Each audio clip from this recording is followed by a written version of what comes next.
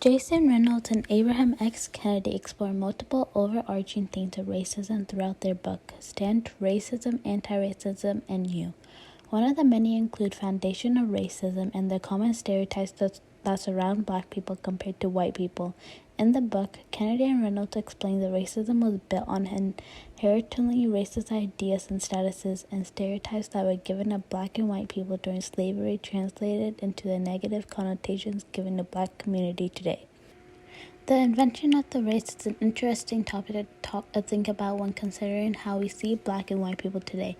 David Rodger, a writer from National Museum of African American History and Culture, writes, American society developed the notation of race early in its formation to justify its new economic system of capitalism, which depended on the institution of forced labor, especially the enslavement of African people, and continues with the concept of race as we understand it today evolved alongside the formation of the United States and was deeply connected with the evolution of two other terms, white and slave.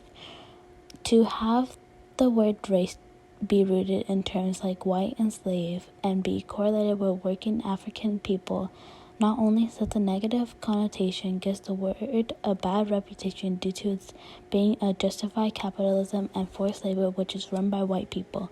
Thus, race is built on the idea that white people are higher up compared to black people. The critical race theory, or the RCT, explains that race is a socially constructed idea that was made by white communities to maintain power in society and that every institution is built on the idea of race. In a book explaining the basic tenets of RCT, Delgado and Stefesit state that races are categorized as a society invents, manipulates, or retires when convenient. If race itself is a social construct, we can infer that racism is also socially constructed. In the past, it was evident that society automatically placed black people lower than white people due to slavery and the lack of rights that the black community had in general. However, because race was regarded as a social construct, we can say that black people were considered lower because of their status to make the majority be seen as higher.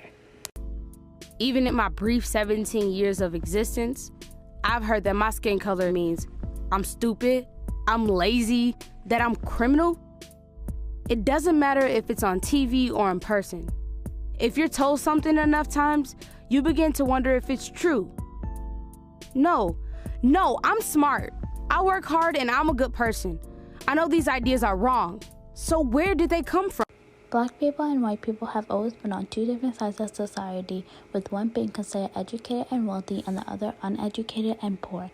It has been known that throughout history and today, blacks continue to serve the role of buffers between those most advantaged in the society and those whites seemingly content to live the lives of the rich and famous through the pages of the tabloids and television dramas like Dallas, Falcon Crest, and Dynasty. Since the slavery era, black people have always been used to make white people seem higher, acting as the buffer. This turns into the age-old mindset that white people are higher up in society compared to black people, which then gets carried down into today's world.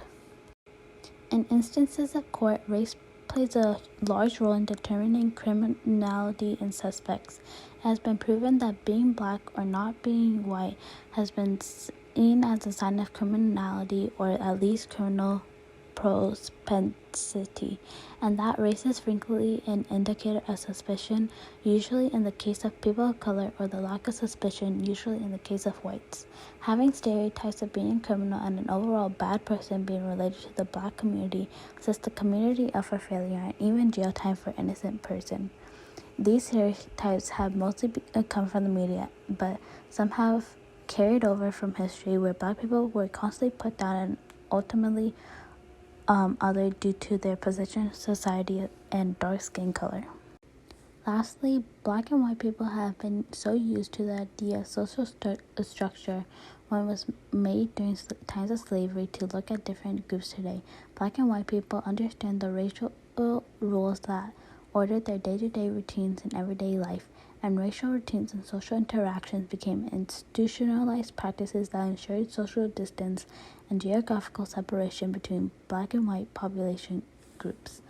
These socially constructed racial rules have paved the way to how black and white groups are separated in a social setting. In addition, we can see that whatever stereotypes or connotations that were given to specific race groups has and indeed separate these groups over time, creating a subconscious race divide in our society.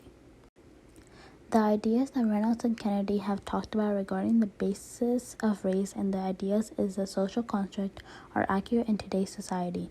In the past, there had been a significant amount of black people being othered or outcasted not only by white people but institutions of themselves. Because of the event that happens that have created stereotypes and inherently racist ideas, it stands true that we see racism every day still. In the past, black people were given negative connotations due to their position as a slave. Today, black people are more likely to be convicted of a crime due to racial profiling.